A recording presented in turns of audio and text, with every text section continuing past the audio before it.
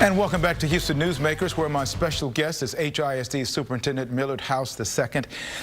This week, you're proposing a new strategic plan for HISD. How much of a change from the past and how much of it is necessary based upon our environment that we're in right now? We think it's extremely necessary, first of all, to have an organized path of where you're taking the school district, and this strategic plan lays out a bold path, and doing so through 6 commitments that came out of that first 100 days of really listening to community, listening to staff, students, and these commitments are things that we think are extremely important for our community and our students moving forward. Such as? Let's go through. So the first commitment is very simple. It's building trust and reliability for our families and community.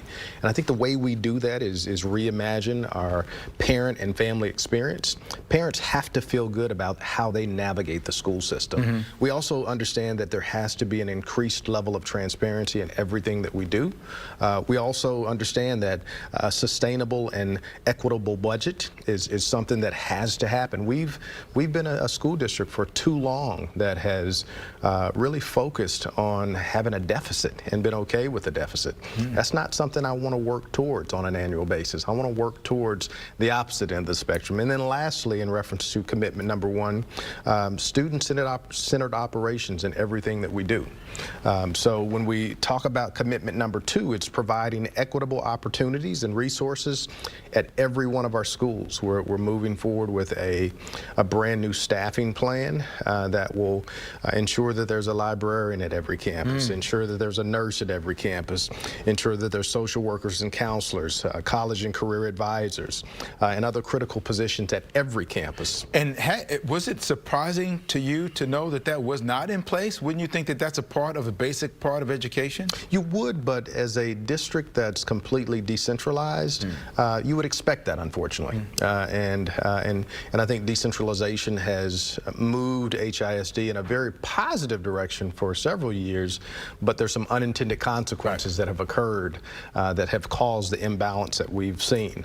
Also, under this particular commitment in terms of equitable opportunities and resources at all of our schools, ensuring that we have supports for students' well-being. And when we talk about mental health, we've seen a lot of our students go through some tough things from a social and emotional standpoint. So this particular commitment focuses on that. Also, a variety of options in terms of extracurricular activities, fine arts, including visual and performing art options, athletic opportunities, as well as equipment and facilities all being centralized, so schools won't necessarily be responsible for those items.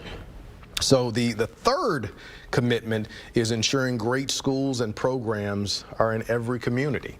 I heard over and over, and a story resonates with me around a little girl that had to travel an hour plus on a daily basis one way to get to the school that she felt was best fitting her needs. We need to have a school district that has great schools in every community, including the neighborhood school.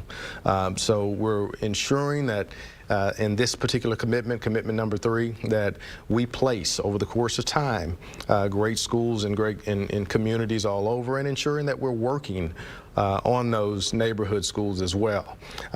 In doing that, we have to have highly skilled and effective, passionate teachers. We have to have expanded learning opportunities. We have to have conditions that are bold and focused on change. And finally, we've got to reimagine and broaden our options to pursue special interest opportunities for our kiddos as well. So you've gotten through 4, I think. That's 3. 3, okay. So 3 of 6. But it sounds wonderful.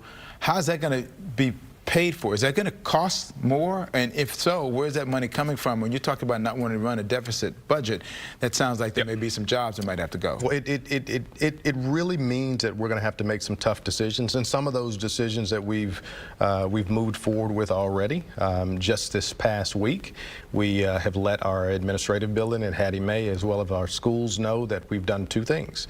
Number 1, we've instituted a hiring freeze. We also have instituted a budgetary freeze as well. 75% of school-based funds have been frozen, but if schools have particular things that they need, they can make a special request that we've set up, and we can take a look at whether we need to approve those particular needs. That's just one opportunity that will realize some major savings for us for the rest of this school year, for the next 3 months, or the rest of this fiscal year.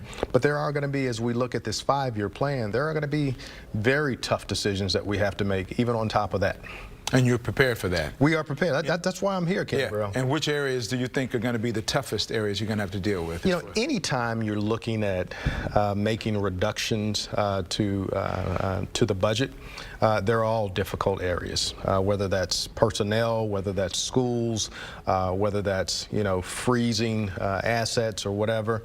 It's all difficult, but it's something that we have to face. It's something that we have to look dead in the eye and do what's necessary to do what's best for children. Couple of minutes left. Let's talk about your next 3 commitments. The last couple commitments, or a few commitments, promoting high quality teaching and learning. It's going to be important that we have great instructional materials, research-based instructional materials across the board. Being decentralized, we may have one school that runs one curriculum, another school that runs another.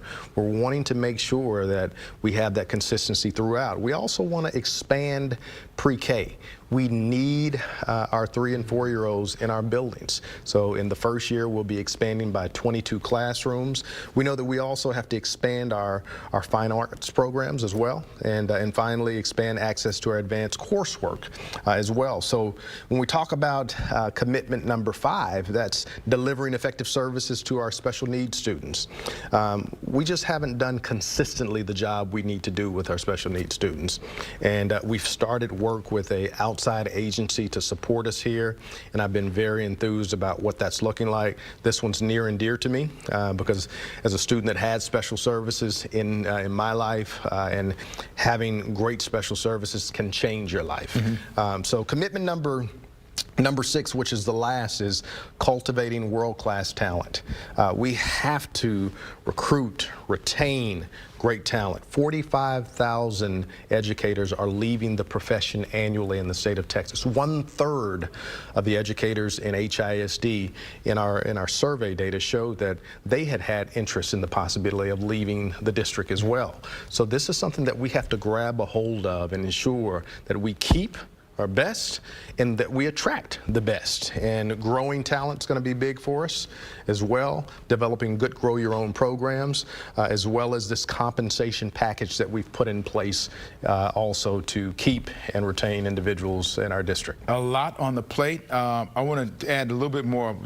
Will you stick around just for a little bit, but we'll do a little bit more on a Houston Newsmakers Extra, talk more about some of the things you talked about and some depth and detail if we can. In the meantime, thank you, sir. My pleasure. For what you do. Always good to be here with you. Always good to see you in person. My brother. Absolutely. My fraternity, the same fraternity, so if we have a little bit more time on this show, that's why. Achievement through brotherhood. Absolutely.